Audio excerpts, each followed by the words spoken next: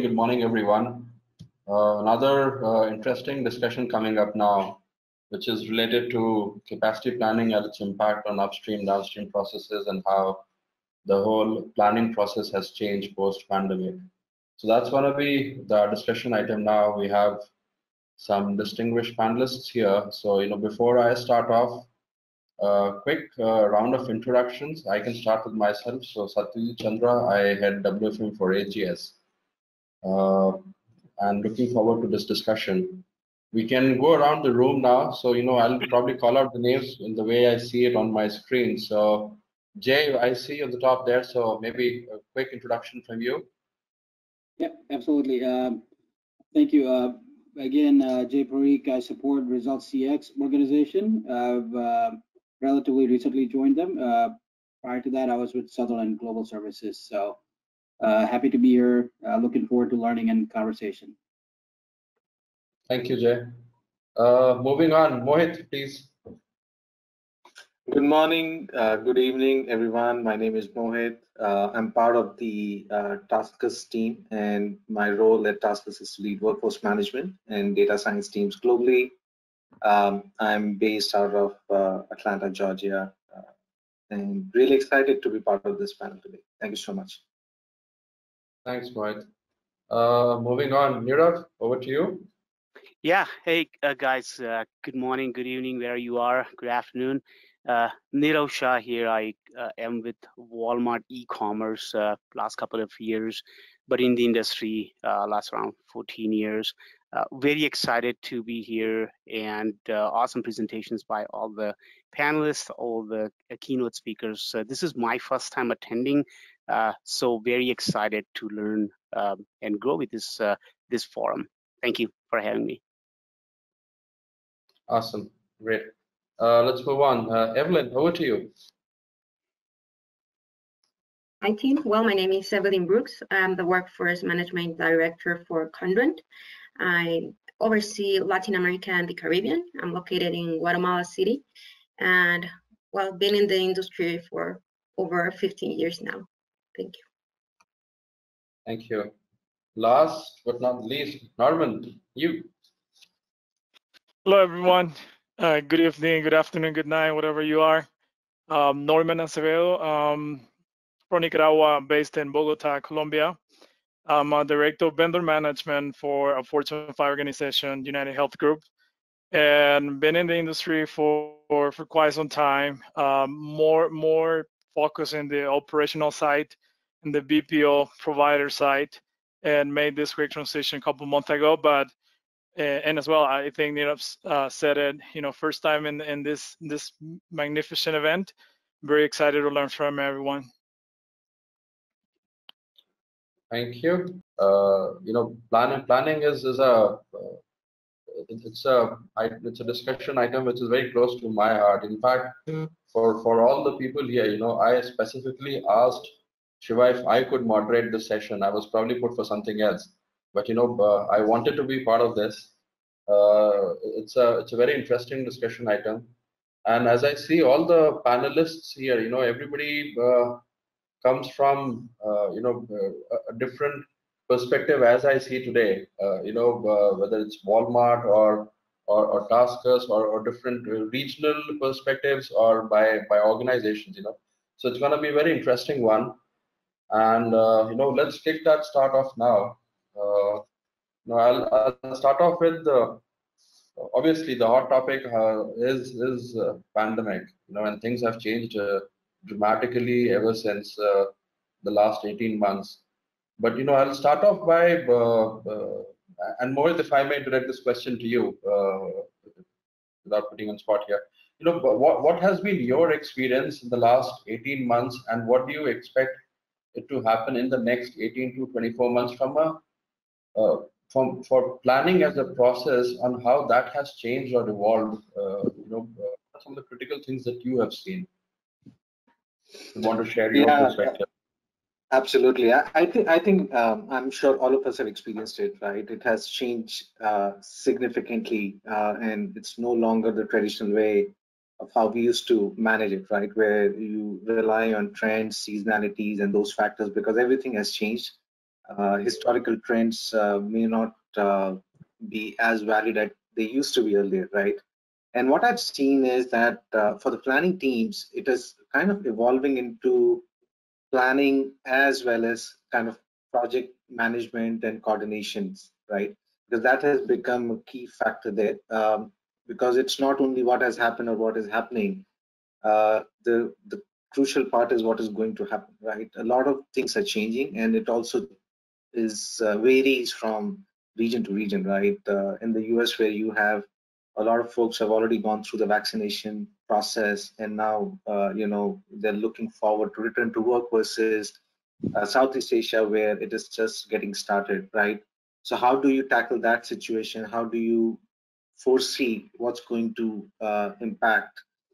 And the impact obviously will vary from region to region. So that's where collaboration and partnership with clients, with internal stakeholders, with different organizations within your respective companies is really crucial, right? There's no way that planning team can work in a silo and not be in the know-how of what is going to happen in the coming weeks, months, days, as teams are planning for vaccination drives, teams are planning for shrinkages coming out of those events, teams are planning to return to office.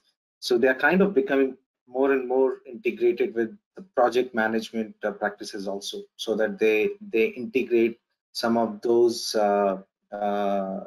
informations into their planning process. So it is kind of changing a lot. And then the other big piece I see is it's changing so fast. I think most of the teams struggle in the turnaround times, right? Because you're all constantly creating scenarios, constantly trying to come back with results, and obviously the expectation is that you come back with those results as fast as you could. So the traditional way of doing things may not work well. There is a huge need to move faster towards more automation and not rely on Excel files anymore, because you want to be fast, you want to move quickly and help the organizations with those simulations much faster. So I think there's that need for automation that is out there. And then the fact that analytics and predictability is going to play a critical role here. How do you upskill your teams, right? And start changing the mindset and upskilling them into that kind of an environment where they understand these tools.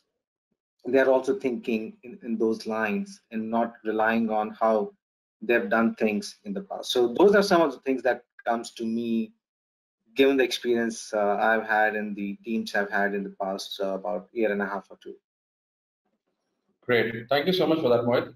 Now, leading from where things that you mentioned, planning is kind of evolving into a planning plus PMO role.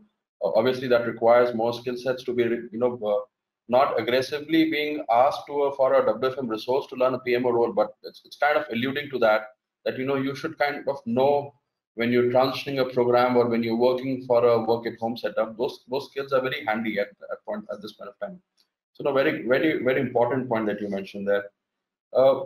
The other thing that you mentioned is about the automation of processes or tools and things like that.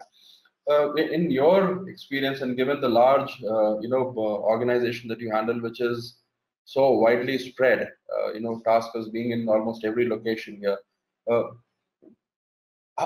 what kind of practices are you building around automation within the WFM stream of work itself? One is moving away from the Excel sheets. But beyond that, is there anything else that you have seen in your area that which could be very handy and helpful for people to small bites but low hanging fruits can help there? No, absolutely. So that's the critical factor is how fast can you move away from Excel, and obviously it's not easy to just move away from it, right? I think it's going to stay. But how can you organize your processes in such a way that makes you agile, right? Makes you move faster. So that has been our focus area in the past few quarters. The biggest challenge that we have seen in the last 1.5 years is how do you standardize? Because we're growing One is we are in this lockdown state, right? We are still, most of our frontline team members are working from home. And at the same time, we are growing at a faster pace. So how do you keep up with that growth? How do you at the same time standardize processes, go for automation? So our focus has been on the planning side, right? When we think about capacity planning, how do we integrate the data science practices? So fortunately for me, I also lead the data science group for Taskers. So I'm working closely with both the groups to integrate that into our processes so that we can automate a lot of the data elements which earlier the teams were manually pulling out and analyzing to create their planning assumptions. So I'm focusing a lot on that, working closely with the teams so that a lot of those elements can be automated, and it becomes easier and faster for the planning groups to kind of use those inputs and integrate that with their processes. So that is one big piece. The other big piece is on the intraday planning side of things, right? Like how fast can we have inputs coming from our frontline groups into our WFM systems so that we don't spend a lot of time reforecasting or entering information into the WFM tool. So that is something where we have started using bots to kind of get all those inputs directly into the systems automatically without a lot of manual intervention, so that our folks can focus more on the results or the outcome of all those events versus actually being engaged in updating the systems on a real-time basis. So those are the two key focus areas for us from a planning standpoint. Awesome, great. Thank you for those insights. I do have a couple of questions for which I'll come back to you, but let me just move on and throw a question. This is applicable to most of the budding WFM resources who are just getting into planning and intraday management and things like that. And Evelyn, if I may, raise this question to you, and if you want to take, what are some of the common pitfalls that you've seen in planning process itself from a capacity planning standpoint? If you'd want to throw a few examples and people here could learn from that, I think that would be great. So. Okay, thank you. Well, yes, I think one of the pitfalls has to do with what Mohit just was talking about, and is a lot of manual work, right, that avoids done for the team to actually do their job, that is analyze, because one thing is collecting data and the other thing is actually analyzing, reviewing the trends and using a methodology, right? So I think that most of the WFM hot topics or the fires can be avoided by a scrutinized but efficient process to update the forecast and the capacity planning to be right stuff.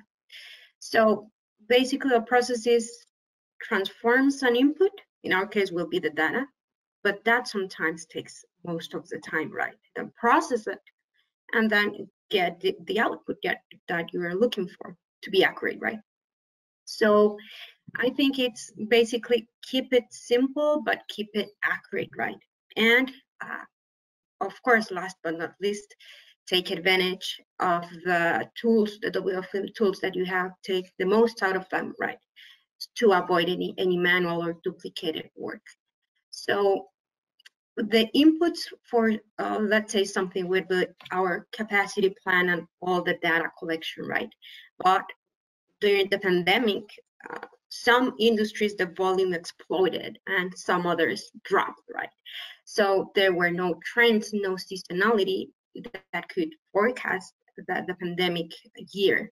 So I think right now it will be also for the planners and for all of us to avoid pitfalls, that we have 1 year of historical data last year, right? But we have to be informed of what's going on in all regions. As well said by Mohit, some are going out of the pandemic and moving back to normal because most of the population is vaccinated. But in some other regions, we're experiencing another wave where we continue that one, right?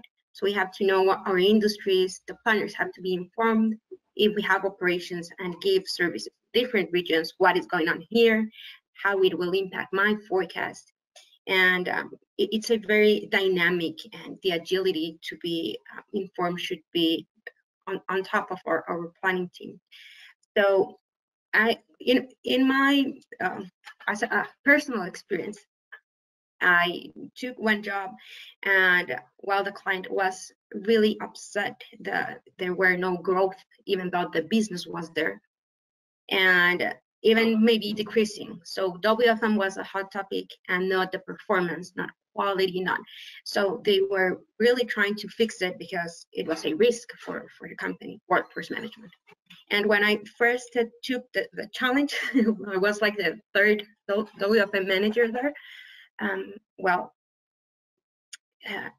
I just reviewed, and my director told me, you just have to go ahead and work on the relationship with the client and build that confidence and work with the team, right? So they can go ahead and make things right.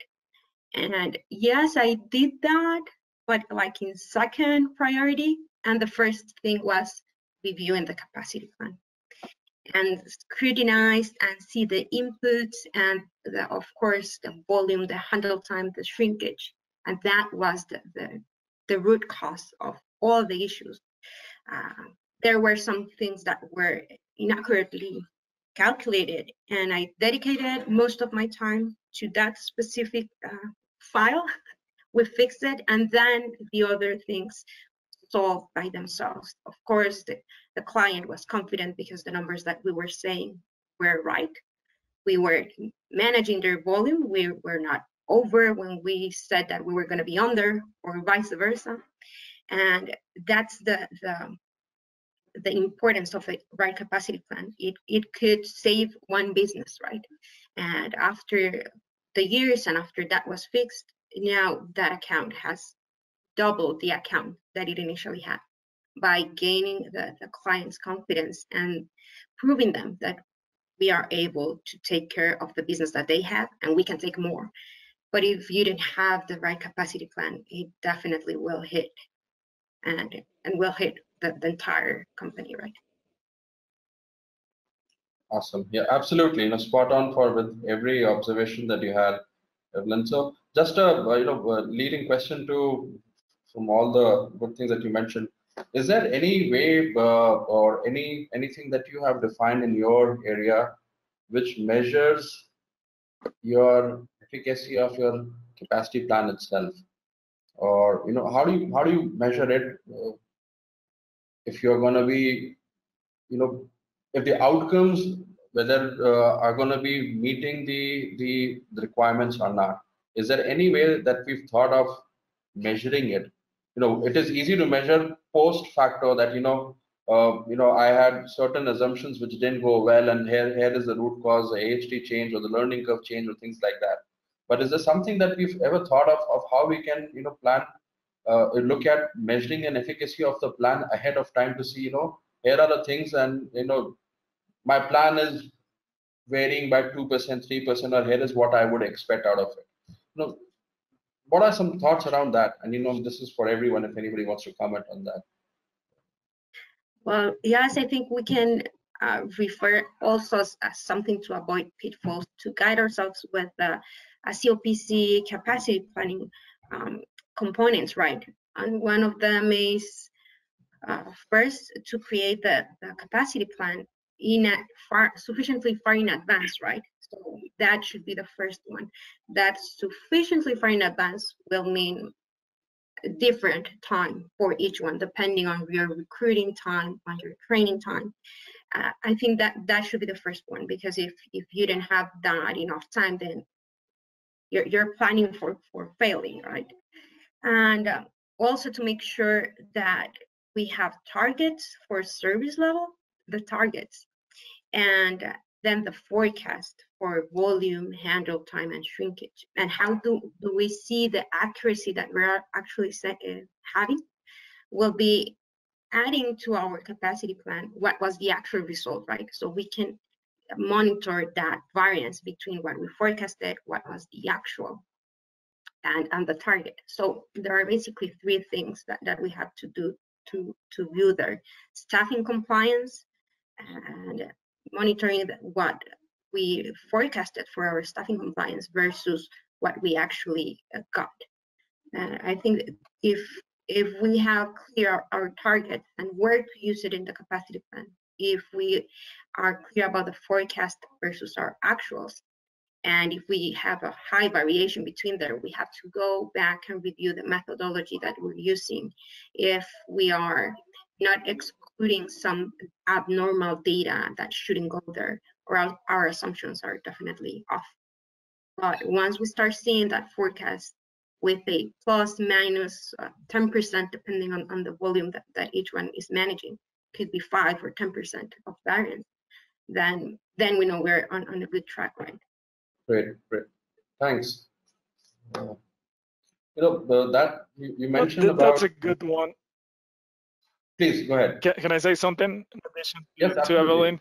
Yeah, and I think that's what we ultimately look in as an outcome, right? From let's say client perception, right? We ultimately looking to have a good outcome that can be measured in the level that the center it's able to comply with the plan, right?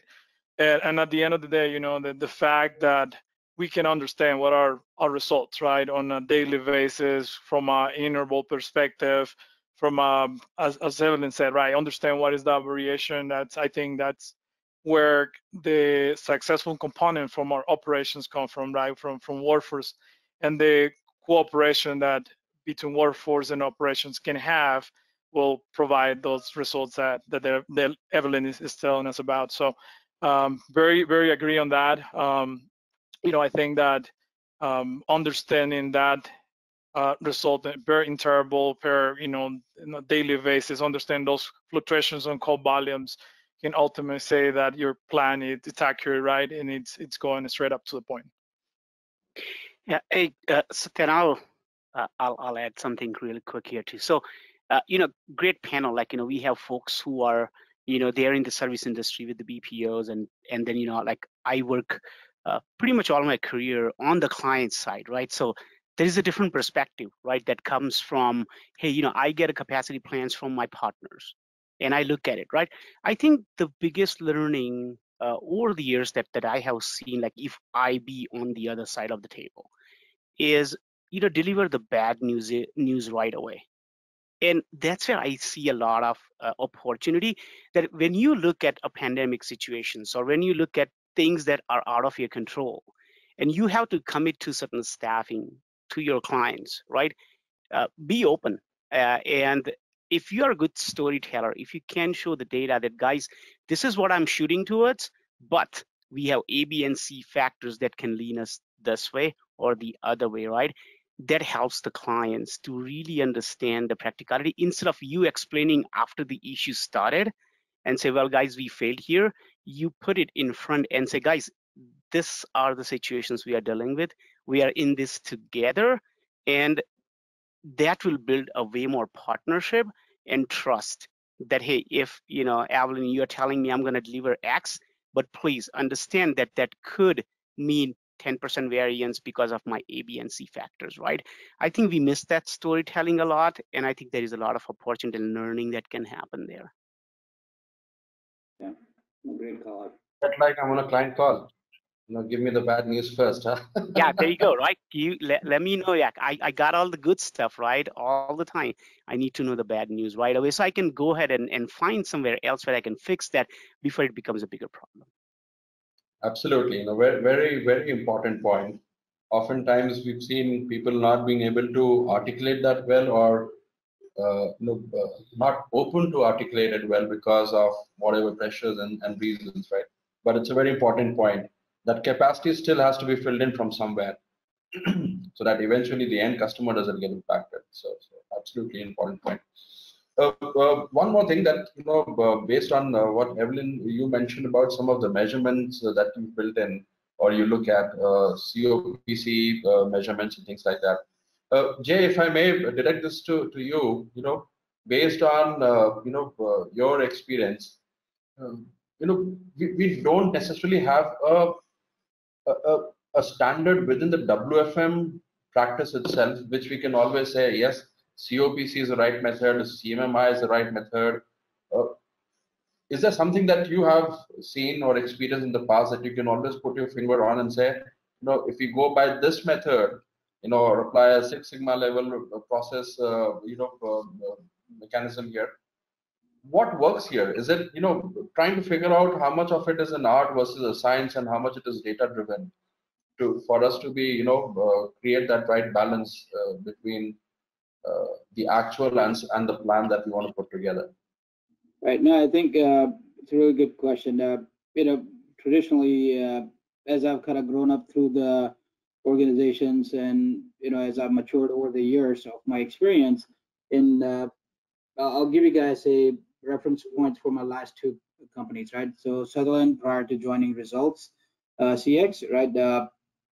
One of the things that we had done was come up with a standard KPIs, right, and definition set, and along with the definition set, a formula definitions, right? The formula definitions may vary client to client or even line of business to line of business. Being an outsourcing environment, we cater to what the client need is and how client calculates something, right? Because your occupancy, your utilization may be different, your productive hours may be different as to how you calculate it internally for your P&L perspective to how client calculates it for your point of sale, right? So what is your commercial agreement with your client may dictate a lot more variation and almost to a client, right? So as part of our playbooks, what we had done is come up with a standard set of definitions and formulas and KPIs that we maintain.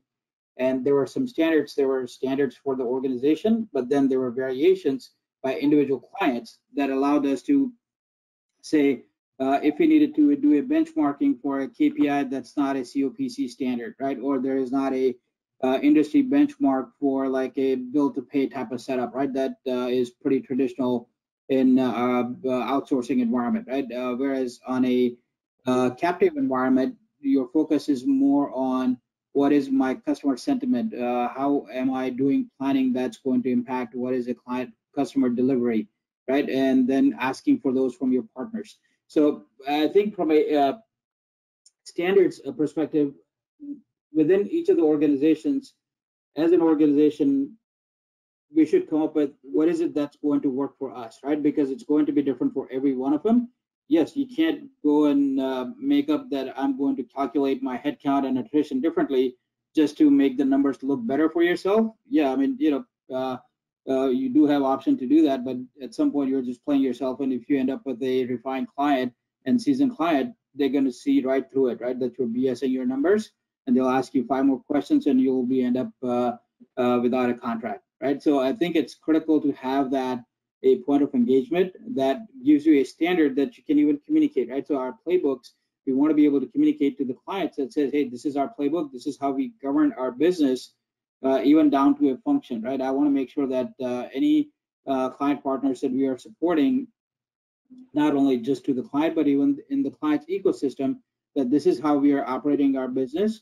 And if we have an alignment with the client, that's perfect. If we don't have an alignment, then we want to document what are the variation points and why is it different for why client is calculating that way compared to how it was commercially agreed upon as a statement of work, right? And getting those documented will be a critical point.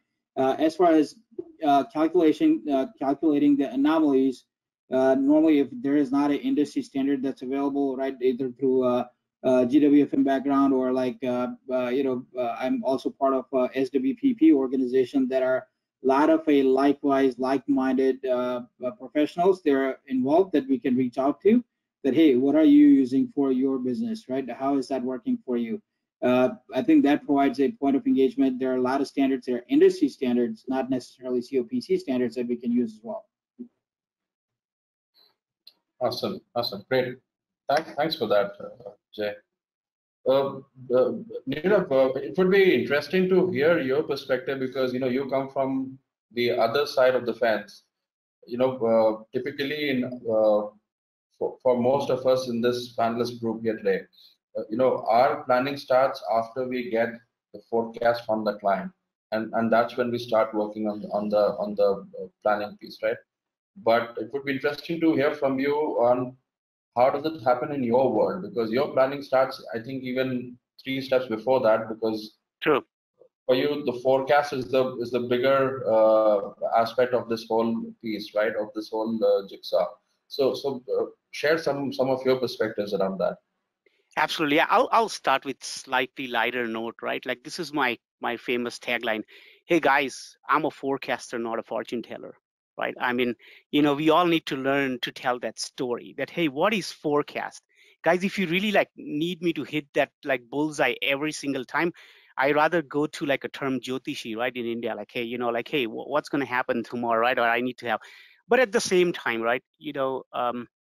A lot of people takes forecasting sometime downtown. I'll say this very carefully, too seriously. When I say too seriously, is like we get to we try to go to the most accurate state as possible, and then we lose the window of opportunity. So when we talk about forecasting, right, I'm a good forecaster, or I have a good forecasting philosophy if my forecast gets done with that time frame that needs for me to adjust my staffing, for my vendors partners to adjust their staffing. If I tell them today that hey, tomorrow I'm going to need like 20% more people, right, and I may be really accurate, but what good is it going to do, right? If I rather give that information like a month ahead of time to my partners and vendors, say, hey guys, it likely looks like I might end up being like 10-15% over, so let's look at your capacities, and then we might want to go that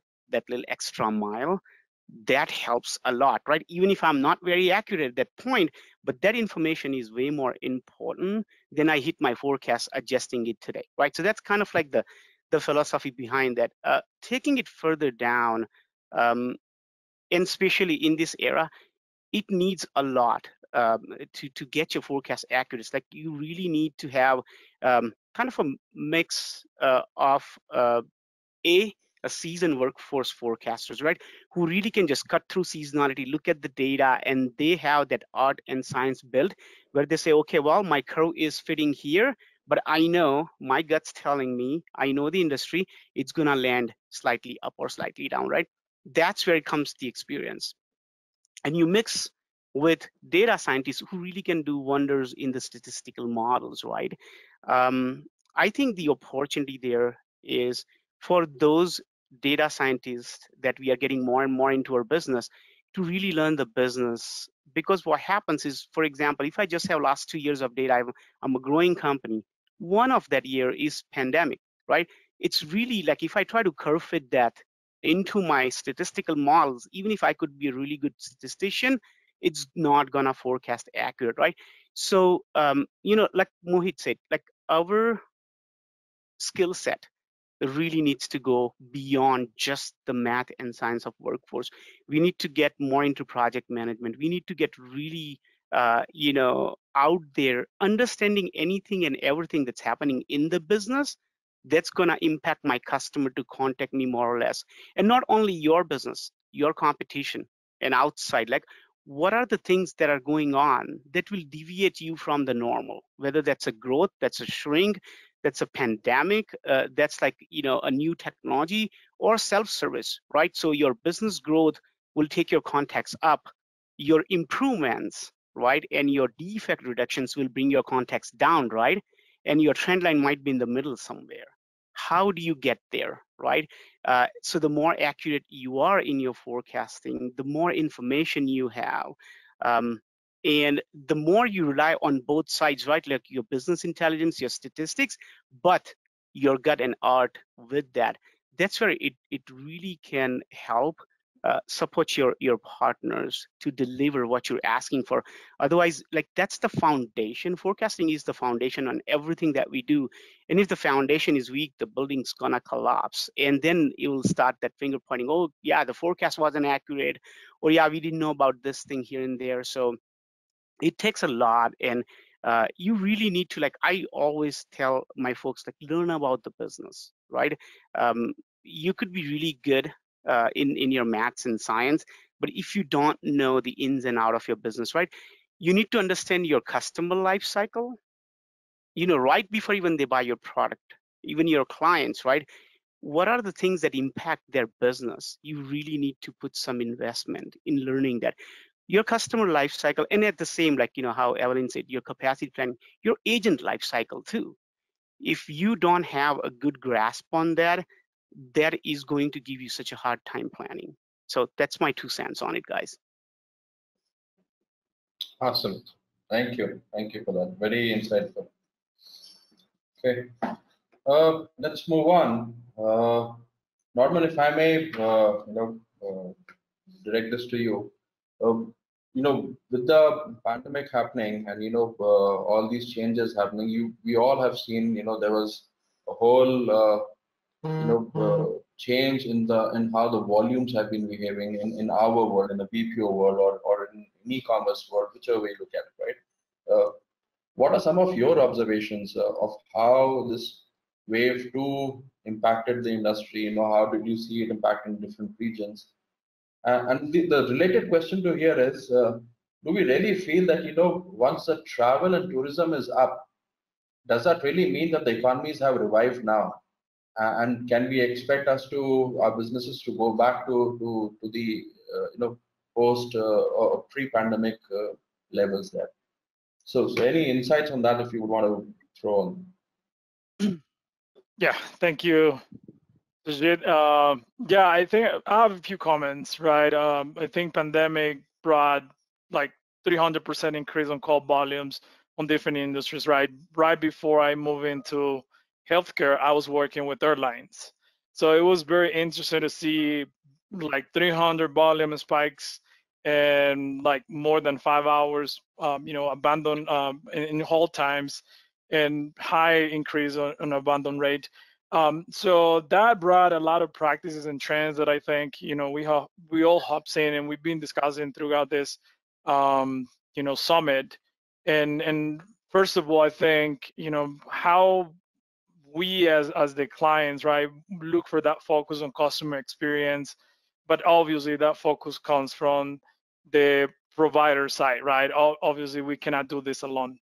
We depend on partners, and those partners have to have, as we said it already, an accurate capacity planning, an accurate, not only capacity planning, but I always, said when I was in the operational side, on the contact center side, butts on seats, right? Which ultimate will translate in customer experience, right? Reducing our handle times, reducing our, obviously, the impact, as Nirav said it, of advocates or agents that are not comfortable with high occupancy, and obviously that can turn into high turnover and at the end impact all of our operations. So in addition to that, I think other items that have been happening across the board is the use or the adoption of new technologies, RPAs, artificial intelligence, that ultimately leverage our call volumes to make it more reliable for our advocates, right? Reducing those call volumes through call deflection, through artificial intelligence that allow us to answer those incoming volumes, right, that are outside of the norm, so we can maintain that accurate balance in the operation side. I think in addition to that, the role of workforce has been very critical for driving our operational margins, right? Our financial margins are definitely related into workforce. Always, said this to my folks, think about workforce as the brain of the operations, right? If we can maximize and have the right balance and the right people at the right time, we're definitely going to succeed our financial goals that ultimately will make us stakeholders happy, right? And that's where the whole thing goes around in our company, right? For example, now that I'm in healthcare, volumes are crazy because people tend to call more because of the pandemic, right? I work for the Medicare and retirement piece of the business in United Health Group, and this has represented a lot of people calling, not only for concerns unrelated their their plans, but also things that might be personal. So that's where you have to understand also your footprint, your folks that you're working with on the different partner sites, and come out with that holistic strategy where everyone it's able to as I think Jay said it right, to comply with what you have. And now with the trends, right, and in terms of tourism and travel, I can say, you know, like tourism and travel was kind of like representing 320 million jobs, like back before the pandemic, right? And there was kind of shortage, or it was cut by like kind of 30%, 40% ish on the, you know, on the different jobs that that were provided by tourism and travel. And because of COVID pandemic, I think, you know, the fastest that countries adapt to vaccination, to, you know, to implement new changes in you know, in the policies that they have, that can obviously be that mechanism of support to those emerging economies. I think Europe, I was, you know, a few days ago, I was reading a report from Europe. They have recovered up to 53% capacity in terms of seat, you know, for airlines in Europe. When it comes to Latin America and Middle East, we're still in the 30s. And obviously, it has to do a lot with the different vaccination projects that they might have around COVID-19. But that's where I think, you know, contact centers and both sides, right, provider and client, partner and client, they have to work together, kind of set up that global command center that allowed them to provide that immediate support whenever something is happening, when we see a spike in our operations. That's been key for us as a company. In United Health Group, we've been able to manage very tight the relationship with our partners by providing that kind of day-to-day communication. And I think that's where new technologies, right, and implementing all these different channels that we have to communicate with our partners, it's key for the success of the business. You know, ensuring that not only leaving our planners or partners to do the you know, run their capacity and that's it, but, you know, being involved, being present, understand what are the challenges in show rate, in your shrinkage, what might be happening in the different countries that you have when you have multi operations, right, in different countries, and adding all that into the planning process. I think it's allowing us to provide that customer experience focus that most of our companies are looking for, right? Those are my comments around your question. Great. Very Hey, can I ask a kind of a side question a little bit? Yes. Yes, please go ahead.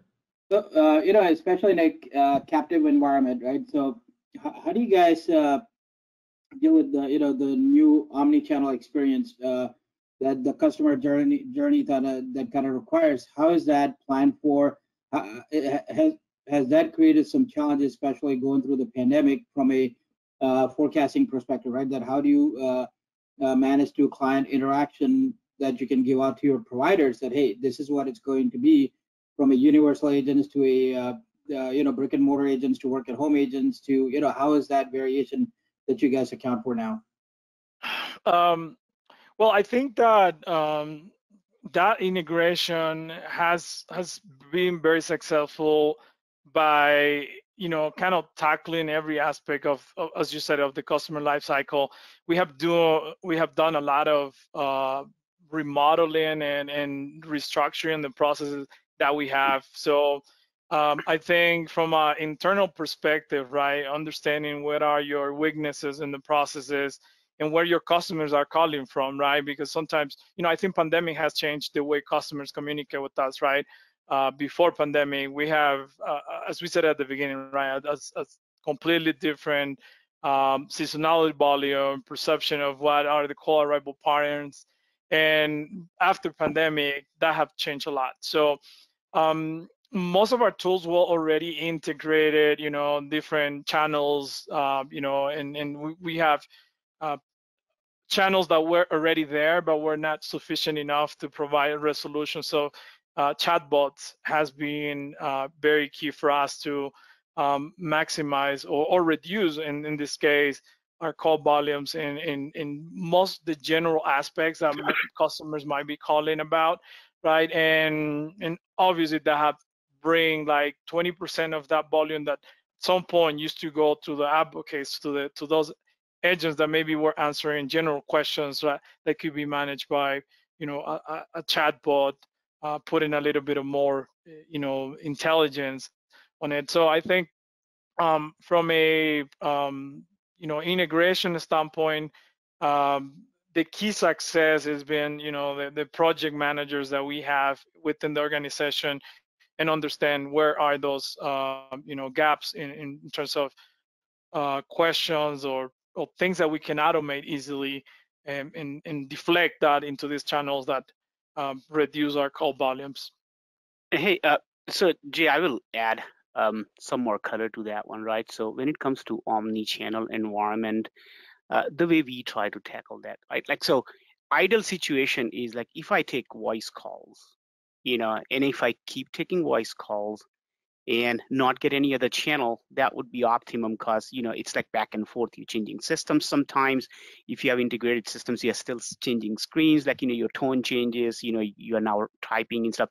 It could be a breather, but it still could disturb, like you need tenured folks to do that. So sometimes I have seen folks overdo it, meaning, you know, you have this channel mix and you try to do like, you know, more than 50% like cross-channel trained agents and stuff like that. And that can work against you. The strategy that we do is like, okay, well, the channel mixes are changed, and especially during the pandemic, because people are more in front of computers. Like they're doing schooling from there, they're doing their social gatherings there. They're likely to do more chats, you know, versus the traditional phone calls and stuff. So yes, it has changed, right? How do you adopt that into your capacity planning? Is like you look at like, hey, you know, my likelihood of my voice mix is, let's say, within that 10-15% variance here in my chat or email, right, is there. So you do a blended approach only for that twilight zone or that gray area where you are not sure that, hey, how accurate your channel mix is going to be, and add a little more buffer. And that's the only tenured staff that you should get cross-trained or cross-channel trained. And that's how your capacity plans should be set up.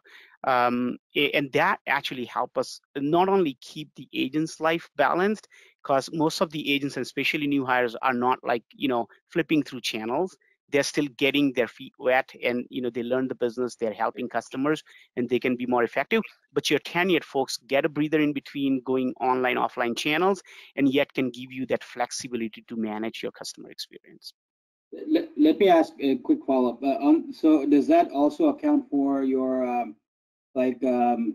social media or like asynchronous messaging and all that stuff in that same blended group, or do you still kind of keep that somewhat segregated?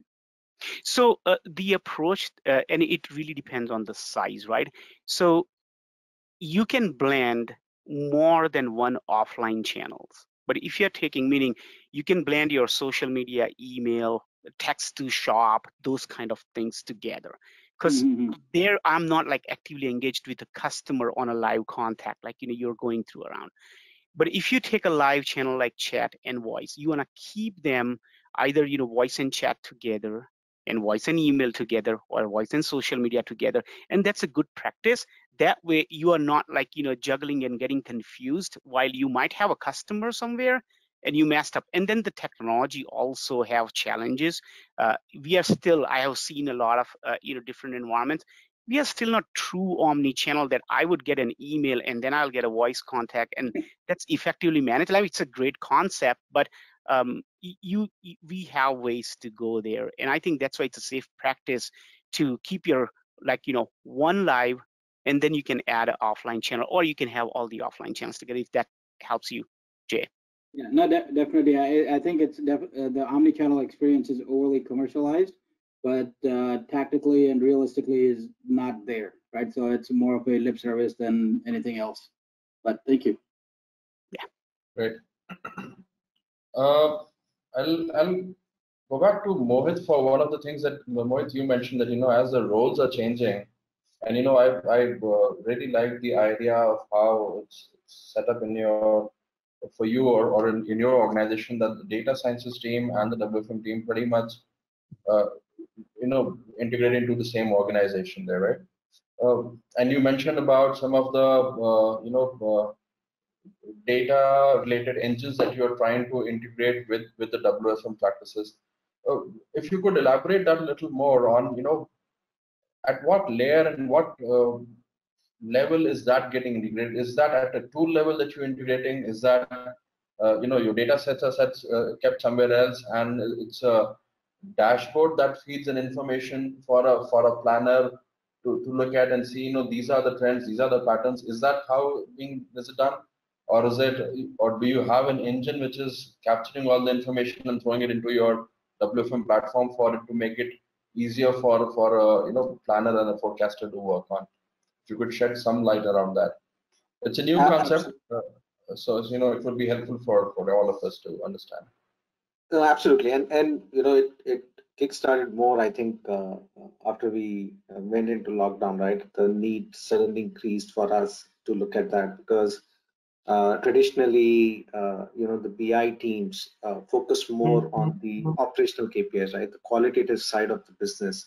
And usually you have workforce teams where they're doing their own sets of reporting. So that's where we saw the opportunity that how can the existing data science group can support the workforce.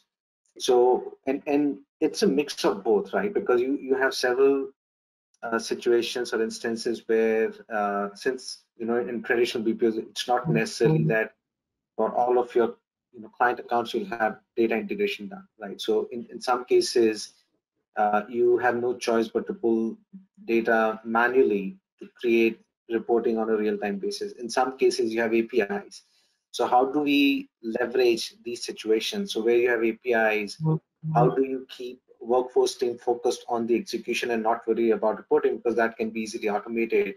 But then in cases where you still need to download data, but once the data is downloaded, once the extract process is done, the load and transform process of the ETL, so to speak, should be automated. So it's kind of customized for these different scenarios so that the workforce teams are not spending too much time on creating data or mining data, right? So that has been our biggest focus, and it's a journey, right? It doesn't change overnight, but we are heavily invested on going in that direction. And then creating analytics out of it, right? So what is it that we want to see real time? Like what kind of alert mechanism we want to have? Which are these specific areas where we need to bring in some intelligence? So for example, when you think about, for our frontline team members, when you think about, how do they view their schedules? Because obviously all the workforce management tools today, they offer mobile apps, web portals where they can see and get their schedules. But then how effective is that? So we have our own internal system where they get alerts that, hey, you have an upcoming coaching, you have an upcoming meeting, hey, you're when they come back from their breaks and lunch, and they've exceeded, it's kind of a reminder to them that, hey, you kind of exceeded it by a few minutes. So it's kind of a self-service module and an interactive module where it's not like someone telling them, it's the system interacting with them. And obviously we want to take it to the next level, where it's a two-way interaction and it's more successful and effective for us. So how do we bring that component in? So it's not just data science, but we are heavily engaged with our COPC team also. So it's a combination of these groups working together to find solutions for the workforce team. There's still a long way to go. I wouldn't say we have found the solution to all of our problems, but I think we are in a place where we can clearly see where it's going to lead to. Awesome. Thank you, Mohit. Very insightful. Thank you for that. I do have a couple of other questions, but in between, I can take a quick pause here. Shiva, do we have any questions in the chat room that we want to take? We can bounce it off right now before I get into a couple of other questions that I may have. I'm just looking at there's one question from Jason. It's asking that in e-commerce we have seen volume decrease in volume and chat and email increase, or are you seeing the same trend in the year end? And I can take that, being from e-commerce guys. So yes, like I just mentioned, right, that is what we saw in pandemic, that your online channels, like your virtual channels, have increased, like chats and emails, because people are spending more time in front of the computers or their smartphones or whatnot. And however, the overall over the period of time, like with the technology, we have seen a growth in those channels, right? Especially the young generation, right? Like they even, like, if you put like two teenagers in the same room, they might be talking using their smartphone instead of just talking face to face. They use text to talk, right? I see my daughters, like, they all friends are sitting in a room and they're like, I'm like, are you guys texting each other? That's weird. Like, we talk, right? So that's a change. That's an overall change in the industry, that where you see those channels are going high. To answer your question, like after the pandemic, like to the year end, it actually went back slightly more towards phone than what it was during the pandemic, but it's still historic high when it comes to chat and email channels compared to the voice channels. So I do see that growth there. It just slowed down a little bit after the pandemic as people started going to the work, and all the offices are getting opened, especially in the US side, and that's changed. It's actually beneficial to workforce. It gives us a way more flexibility, because you could have your concurrencies. You can help more customers if you define processes around it. Chatbots can be very helpful. A lot of self-service could be done that reduces the pressure on staffing. So it's exciting times. Thanks. Thanks, Nirav. I don't see any other questions. Hey, Yeah, Jay, do you have a question? Yeah, it's more for Nero and Norman. In a captive environment, how do you guys kind of take point of collaboration with the providers that are trying to do their own forecasting to kind of build a point of intelligence, be a better partners, and also kind of get a pulse on future forecasting for their own organizations, right? So giving an example, right? So ideally, I would love to have a forecasting group that does internal forecasting. They're trend-based, right? Obviously don't have a lot of the data and nuances that you have access to incorporating in your forecasting process, right? With the financials and all that stuff that goes in as an internal practice. What is the best way for a partner to engage with you guys, right, in a captive environment to be better partnering, so to speak, right, by doing some of these things? Well, I think it varies, right? It varies on your client. As I worked them before, on the other side, I work for clients like Amazon. I work for clients like Copa Airlines, which is a Latin America airline, and everyone, it's pretty unique in the way they communicate with their partner, right? In my personal point of view, right, the way we have been successful, and I think that differentiates, some of those top companies in the Fortune ranking, right, from the others that are emerging or that are moving into, to that new number maybe. But for us, integrating, not only having a internal capacity team that can work putting together what we want to see, that's been key for us, having those folks that actually it's a completely workforce team, very similar to Walmart, right? That I'm pretty sure it's the same structure, right? They have their own capacity team, workforce management, real-time management team that it's providing that constant support to the partners. So for us, having a daily touch base from a daily readout, how is our day ending yesterday? What is the expectation for today? What are our challenges for today's volume, and having that clear picture of what are we expecting, and as well as Nirav says, being transparent, right? I think transparency here makes a difference, right? We have partners that sometimes might come and say, hey, I'm having this situation, for whatever reason, right? It could be a technical issue, right? VPN, for most of the folks working from home, right? It could be BPM. It went down in a specific location, or today's, new issues like energy, right? For the Latin American countries, that energy might be a problem, electricity.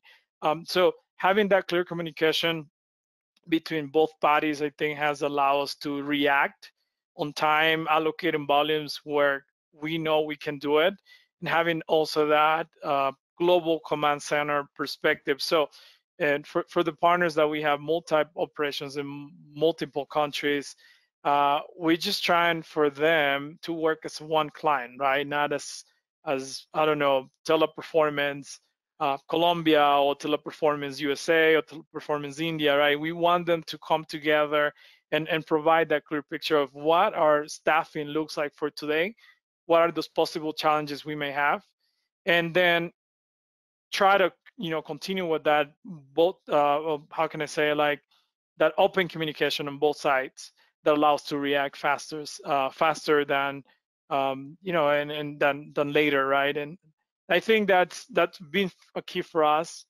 and well, that's what I think that comes to my mind in terms of providing that communication. But again, it's about providing that visibility, not only from you guys, but also for us internally, creating some automation as well in terms of reporting, Tableau, Power BI, so we can have that clear picture of what's happening in real time, right? And again, taking those trends from what we're seeing last week or the previous month, and then use that input into our our new capacity or cap plan for the following month, right? Yeah. Hey, and I'll add something to that too. Great point, Norman. So, like we all know, right? The answer is always no if you don't ask the question, right? And that's where I think there is the opportunity, right? A lot of time, like I've seen, like there are partners who are like really good about it. They're like, hey, workforce team, hey client, wow, what is it going to look like in the holiday time? Are we going to do any more sales? Are you going to see like it shift gonna be like more before the holiday season, post season? What's going to happen? And a lot of time we can provide information. Like, it's not like that we just have to hide everything. And so yes, we may not be able to tell you like, hey, how much are going to be the iPods this year. We may not have that information for you, but we can at least give you something that you can plan on and build on, right? But then you have to show that appetite, like, hey, I need this information that will help me. So as you can sell yourself better, saying, hey, this is going to help you as a client if we are better prepared, and we'll filter information, whatever we have to filter, and provide it. It's a great collaboration, and I see that not a lot of people take advantage of that. Like, you have all the right to study the business because you are a partner, right? And you should have all the information. I have seen folks, they will go search, they do their own research and come back like, you know what, you have provided this forecast to us, but there is something missing here, because I have seen every year we have a growth in this month or in this week or in this interval or in this day. Why I'm not seeing it in this forecast? And sometimes it could be a blind spot that you might be discovering for your client, and that builds that trust. So, be open, build that trust, build that data sharing and best practice sharing. I don't think anything should stop you guys or anybody else to do that. That is what I call a difference between a vendor and a partner. A partner is someone who would come and look at your business and say, how can I really help you? Even if that may not be revenue for me here, but that's an investment and a trust building that would potentially keep me into that partnership longer. Great. Thanks, Nirav. I have just one more question here, and Evelyn, if I may direct that to you, or anybody, whoever wants to take it up, we have all seen every function, every department that we work with as a WFM team, right? Everybody has a very defined, measurable outcome that we measure them on. For example, operations, we know they have to meet certain, client-driven or whatever SLAs that you've signed up for, or you have a P&L to manage. Similarly, there are other metrics for different functions, right? How do you define or how do you motivate a planner to come accurate as much as possible every single time? Because we've often seen, and I think somewhere we alluded to this also when you were covering the pitfalls. How do you stay accurate there? Because we've oftentimes people coming up with a plan which didn't work out, saying the learning curve went haywire because AHTs were off the roof by 10x, or shrink didn't come up as we had planned, or attrition just during the first 30 days happened exorbitantly high. So those kind of things happen. So where does the accountability of and the sanctity of the plan lie? Now, how do we hold the person not just accountable, but how do we motivate him to get more close to the accurate? So that's one question that I've always thought of. You can always come back and say this and 4 things changed, whereas we had always looked at it. This is how it was behaving in the last 5 weeks or last 6 weeks. But oftentimes we've seen plans go, they don't work out as exactly they were planned. So any thoughts on that? As well, actually, in my organization, we are COPC oriented, workforce management department certified each year just for those processes. So there are, depending on the clients, right? Because some clients, they are on the forecast, right? And then we are only responsible for staffing accordingly. And of course, as Nirav was saying, that communication, even in those scenarios where we didn't manage the forecast, the collaboration, the timely question, right? The question done on time and not, maybe the planner did not communicate it, and then, oh, I saw that, but I supposed that it will change, or I thought because the client will say something. So that's something we really work on, to have that communication, to make the questions and to clear them out. Now, for the planners that are actually working on the forecast, we measure the forecast accuracy, right? So that will be the percentage of days with an accurate forecast of the daily transaction rates. There are various targets depending upon the volatility of the transaction arrival rate, depending, of course, of the situation right now on the pandemic. But, well, we measure that this was a forecast, this was the accuracy for the day, for the week, and that's like the goal that the planners can have. And while motivating them, I think is a matter of working as a team and to have the constant support whenever the forecast is not that accurate, to see how all as a team we can go ahead and find that that solution, right? Like brainstorming and working all together and giving them the time to lead the call and present how they're doing the things, but knowing that it won't be to find what you're doing wrong, but to see you will be leading and you will be getting the support, all the brainstorming, so we as a team can go ahead and improve the forecast accuracy that we're providing, right? Yeah, I'll just add, exactly what to your point, Evelyn. When it comes down to like accuracy and motivation, like when we started a brand new team here in Walmart, like when we expanded, he said it very nicely. He said, like, we talk to operations a lot, we talk to clients a lot, or partners a lot. We don't talk internally a lot. So what I mean by that is we have that life cycle of workforce management. Like it starts from your forecasting, long-term planning, gets into capacity planning, resource planning, gets into like scheduling, and then real-time management, performance management, and then reporting and data science, right? Within that life cycle, there is a lot of opportunity of communicating, right? Because everyone has a different point of view, right? It's like a military operation, right? You have folks, they have intel, they're sitting in their office looking through their gadgets to see where things are. There are folks on the ground, there are folks on communication device. They all have a different view, right? Someone may have like 5,000 feet, someone is just right there within inches, right? And if those folks don't talk and really formulate where the problem is going towards, right? There's always going to be problem. One day it's going to be forecast, next day it's going to be staffing, one day it's going to be AHT, and one day it's be all, right? There is going to be there.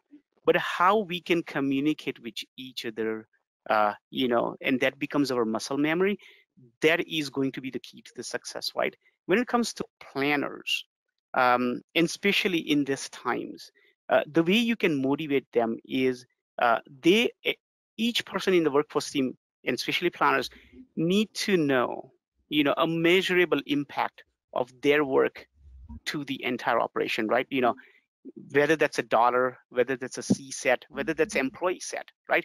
We all have a role in that, and that motivates me.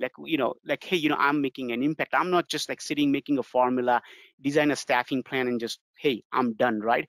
That helps motivate folks. Like, what is their role in the organization? What is their impact, and how large it is? So, that is very important to motivate them. In terms of accuracy, there are two things comes in mind. One is we always need to have a backup plan. So I remember when I started my career, my capacity plan forecasting, models were pretty linear. Like, it's one way. I have my demand forecast. Now I have my staffing forecast. I gave my requirements, and life is good, right? It's not the same time anymore. Now I need to know, okay, if my partner A is not going to deliver because they are in lockdown situation, where else would I get my staffing? So not only I ask my vendors, hey, I need X amount of staffing, I'm also asking, hey, if things go down, what is the lower limit you're gonna hit? How much you're gonna miss? Or if I need you to help me, how much more you can bring in? And now you have much more dynamic plan. And that sounds like, easy, like, hey, I have A and B, but it becomes very complicated. And you have to constantly visit those things and have those levers ready. Which lever can you pull? Is it multi-channel? Is it multi-skilling? Is it turning up my chatbot, or is it moving staffing or volume from one client to the one vendor to the other vendor, right? That is where we are going towards now. And that is where your resource planners, your capacity planners needs to be ready. They should not have just one plan where if something goes wrong and you sit there and say, yeah, this happened and my plan failed. You need to have backups on backups on backups and scenario based, right? What if the AHT goes 10%, 15%, 20%? What if your shrink goes A, B, and C? You need to have those levers ready, and it should become your muscle memory that exactly something happens and you can react to that, right? That's where I think the success comes, guys. Yes, and I agree. I think that the management of the scenarios, right? You have mostly after the pandemic, and that's something really reinforced and needed. The most likely to happen, the worst case scenario, and the optimistic scenario, right? Of course, we'll go with the most probability to happen, but to assess to the rest, this could happen if it's worst or if it's really optimistic, right? And the business contingency plan, definitely. No, and I was about to say, excellent point, Neera, that you made on the communication, because that's the key here, right? In current environment, things are moving at such a fast pace, and you're having multiple conversations inside the organization, externally with clients. It's so important that cascades effectively, because planners may not be available for each and every conversation. So how do you make sure that not only you're communicating that or cascading that effectively to them, but also empowering them to question those decisions or have a debate? Because if you don't do that, then they're just going to become like a data entry team and just entering data into an Excel file, not really truly understanding the impact that it's going to have, even though they at times they are the ones doing this day in, day out, and they can actually give you better insights when you're trying to make a decision. So I think that's really powerful to have such an environment created, because that itself will also lead to their motivation, right? Because they will feel valued and involved in this whole process, and not sitting in one corner and just getting decisions, and the expectation that they just have to follow through. So I think that's an important point. Great points there from everyone. Thank you so much. Well, just one more question, Mohit, before I put it back to Shiva. Just occurred to me, like you were setting up, and feel free to contribute to this discussion. Both of you mentioned about the analytics engine, which is being heavily getting integrated with our WFM practices, and specifically, Mohit, from your perspective, because this is a vendor environment versus a client environment. Do you think, have you noticed or observed anything where our clients are leaning more towards having their own WFM platforms and systems rather than us running it on our own platform and systems? That's one question. And is that becoming any kind of is that an obstacle in running your analytics engine in one way or the other? Any thoughts around that? Yes, and you're right. So this is we have seen this trend, and I can understand why, right? Because as some of these clients, they grow their network, they have multiple partners, they do need that visibility of their enterprise on a real-time basis, and having their own centralized workforce management system really helps with that. But at the same time, our challenge comes where if that data is going to reside on that system and not on our side, then how do we use that for our own analytics, right? So we, for some of our clients, what we've done is we use robotics, where the bots are actually moving data real time from one system to another system. We don't really need manual intervention, and that way we kind of manage both the system and analytics and get the insights. In a couple of cases, we have been able to work with our clients to integrate both the systems through APIs also. So, we try to find ways because it's critical for us to always have access to that data. Otherwise, it becomes really difficult real time. Like if anytime you get into a situation where it is going to be manual, that's where the challenge comes, right? Because then you are really slow in kind of reacting to a certain situation and providing critical information. So those are some of the things that we are working on, and we always look at multiple options on how do you tackle with that, because this is always going to happen, right? You'll always have the situation where if the client network is growing, they are definitely going to go that route. Yeah, absolutely spot on, because this is something that we have observed ourselves too. Multiple clients, multi-geo clients, they have operations in different locations. Somewhere you are operating on your platform, somewhere you're operating within the client's environment. Getting access to information, especially for analytics or for any other downstream processes, whether it's DNA, time and attendance, or anything else that you want to do. Right. Even if you want to set up something like an automated self-scheduling process, and if you are in a client environment, how do you give that capability, especially now in a remote environment where people are working from home and you want to give them that flexibility? These things are becoming important, and at the same time getting a little challenging also, because your systems are residing inside the client's environment. So great insight on that, Mohit. Thank you so much for that. Yeah, and I'll add that to that, Satya, too. So sure, like, dealing with double-digit number of clients, right? That is exactly the challenge you are talking about, like how we keep everything in the same. So we kind of like got mature through that environment. Like there are data that we don't need to see, right, from my partners. Like I don't care what schedules you are giving. I don't care, I look at the end result, right? What is that productive hours, or minutes you're gonna give me? What states you're gonna give me, right? So instead of just getting like, whole pie I'm just looking at, hey, get me the information that's important for me to consolidate within my ecosystem, that where do I stand, right, in terms of my staffing. So we did exactly like what Mohit was saying, like using APIs, using certain integrations, like anything that comes like in the toolkit, whether that's a SharePoint loading a file, and dumping into my database, or whether that's API, like you have to really look case by case and see, like, what maturity of data state your partner is, and how they can supply you that information. But it is very important that as a client, you have all the data organized and have a strategy behind it. There has to be a lot of thought process that needs to put in to develop. That way you're not beating up someone because there is a bad data and you think something is missing there. There is a lot of work and partnership that's needed on both sides to have that data strategy, right?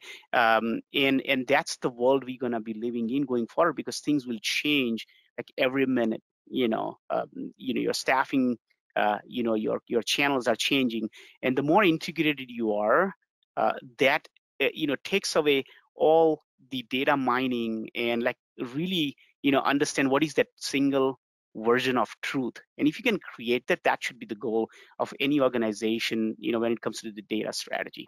So yeah, I thought I'll just add a couple points there from client perspective. Awesome. Thank you so much for that, Nero. I do see our panelists and speakers for the next session are already here. So hi, Melissa, I can see you've joined. We're pretty much wrapping it up. I don't see any questions in the chat group. So Shiva, do we have any? Let me know. Yeah, there's one question. In fact, looks to be interesting. Amit is asking question. Due to pandemic situation, what are the major key parameters have changed from capacity planning perspective, irrespective of the business area? For example, e-commerce, healthcare, telecom, etc. And learning from how can we take the learning and implement in our capacity planning practices so that we are better prepared going forward. I can try and take that. I can try and take that a bit of it, and anybody else can chime in. I think one of the things that the biggest change is it's not the input assumptions that have changed. I think they are pretty much still the same. All those factors that you used to look at, they are still the same, but your the measures have changed probably. What you used to look at, how you used to look at your shrink before has probably changed, because your tardies are much lesser now. People are working from home, but your downtimes are much higher, because of your technical issues or ISP issues and things like that, right? Your planning process now has to factor in other things like, your for recruitment or for hiring, your catchment areas have changed because there are no footfalls anymore happening, because there are no offices. People are not coming into your buildings anymore, right? So which means your recruiters have to reach out to far more broader areas to get the same number of people. That would require more resources. It would require more time. If it requires more time, you need to build that much lead time into your planning process. Because of that, since now you're doing your remote training, virtual trainings, your class sizes have changed now. It's no more the regular 25 people in a class size if you want to maintain the same productivity and knowledge retention. So, depending upon what platform you use and how evolved your tools are, I have seen people restricting their class sizes to 15 to 18. You go beyond that, your network, your platforms start, they get unstable. You probably require an additional SME to help you out. Those are the things I would say have changed. You need to add additional time in your planning process itself, because now you have to deploy systems to the agent's residence. So not only it's a deployment, but you need to have a check process, a technical check process. You need to recoup those systems when they leave. and again get it deployed somewhere else. So all these kind of factors have changed, which probably adds to your entire planning process a little, and that's how it's made a little more dynamic. That's what I have seen in my experience. But anybody else wants to comment on that, please feel free. No, completely agree with you, Satya. I think these are the big changes, right? Like the buckets have shifted. Like when the pandemic started, everyone went into a lockdown. The out of office shrinkage suddenly dropped, right? Because they didn't have anywhere to go. But then over time, it started increasing as folks starting feeling that pressure of always being at home in front of the screen. So that kind of shifted. When you look at the current situation, you have some countries like US where they've gone through round 1 of vaccination, round 2 of vaccination, talking about return to work. So how do you keep track of all those components for that region to say, okay, how is my shrinkage going to shift? How is the attrition going to shift when the decisions are being made? What will be the impact in India, for example, when we go through round 1 of the vaccination and associated shrinkage with that, then round 2 and so on and so forth. So it's not just about looking at the data that has happened in the past, but now working closely with the various stakeholders in the business, understanding what is the impact that's going to come to you, and changing the way you define your shrinkages or other assumptions. I think that's going to be, which is why I was saying it's kind of becoming a mix of project management, right? It's like phase 1 of project, phase 2 and phase 3 of what is going to happen next. No, absolutely. But when you start looking at these nuances by region, they are so different from one to the other. North America had the experience of working remotely. The concept was not new. But when you start looking at countries like Philippines, India, people have come to metro cities from far off places. They share households. Now they live in PGs together. Now if two friends are working together, they're actually sitting back to back and taking calls. So those are some of the nuances that they need to work with. How do you solve the network issues, right? How do you solve their data security issues? Those are the things that have come up more now, and rightly, like Mohit mentioned, it's more of a PMO job integrated with your planning process in it. So thank you, very apt for the call out there. Nero, you were saying, you're calling out something. Oh, no. I was completely agreeing with you both there, guys. And it's in a way, I know the pandemic situation, it breaks your heart, with so many people got impacted. But at the same time, on a positive note, we learn a lot, right? We evolved from that. I have seen every person involved, especially in the contact center industry, they come up with some innovation, whether that's a Zoom calls, figuring out your backgrounds, I'm sitting somewhere, how do I manage that, right? Even I have seen evolve, people have evolved, flexible scheduling. They come up with so many different ways outside of the box thinking, and we can learn from each other a whole lot. So just keep going that dialogue around and learn from each other. Hey, how are you doing this? How are you managing this? There is a unique problem that I'm facing. Maybe it's something you learn and fix that and find a solution, and we can grow the community. But yeah, exciting times in that terms that we have figured out a lot of things, and we have put some bets, and we all being so brave by still keep the show going on, right? I think that's the message I want to end with. And I would just like to add that if it makes sense to your client and to your industry, maybe the only thing that might be included in the capacity plan will be having a work at home projection and you're on site. If your client will like to have that mix of continuing working at home and some on site, what would be that ideal optimum number to have in each one? So they all have different trends, as we were all actually confirming before, right? The shrinkage, the absentee, all of those things. But there are other fact components that increased, like depending on the region and the country, power outages or connectivity. So all of the things that you can consider in there to make the best proposals to that mix, if it makes sense, once again, for the client and for the model, hybrid model to be continued or not. Awesome. Thank you, Evelyn. I think with that, I come to the end of this session, and I want to thank Mohit, Nirav, Jay, Evelyn, Norman. I know he's left. He had a meeting to join. So thank you all for a great, insightful session. A very engaging session. Actually, you could feel some of those challenges that you would have faced in day to day. We were discussing that. So I'm sure everybody else who's attending this session would have benefited from it. And thank you so much. With that, I'll just hand it over to Shiva.